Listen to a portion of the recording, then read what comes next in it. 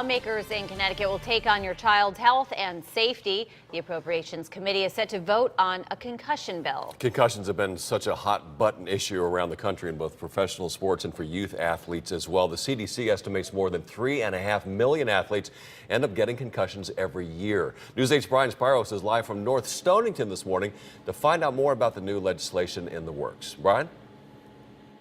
Well, good morning, Jim and Allie. All of this is centered around House Bill 6722. All of this going on, obviously, in Hartford at the Capitol, but there's a reason why we are in North Stonington this morning, and that's because one of the women who is spearheading that bill joins us live right now. She's State Representative Diana Urban. So the first thing, Connecticut already has some of the strictest laws and rules and regulations in place when it comes to concussions. What is this new bill going to do? Thank you for that question, Brian. We were able to pass a fantastic bill last session, but we weren't able to get our youngest, most vulnerable athletes in that bill. So this year what we're looking at, our T-ball players, our Pop Warner football players, our rec soccer players, how can we educate their parents so their parents know the dangers of a concussion?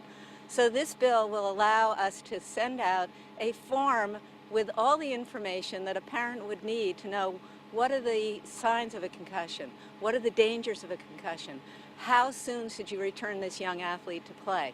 And we know that these youngest, littlest ones, with their brains, when they get a hit, it can be terribly dangerous. It certainly can be dangerous. As a matter of fact, you guys are going to be holding a press conference later this morning in Hartford, and one of the people you're going to have there is Casey Cochran. He knows all too well about concussions. Tell us his story.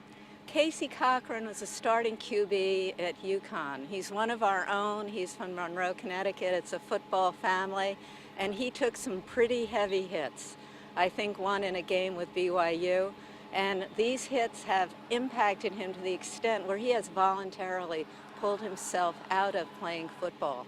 And the things that he has said, which I think are so great, are don't feel that you can't say you're injured. Don't feel you have to be a tough guy.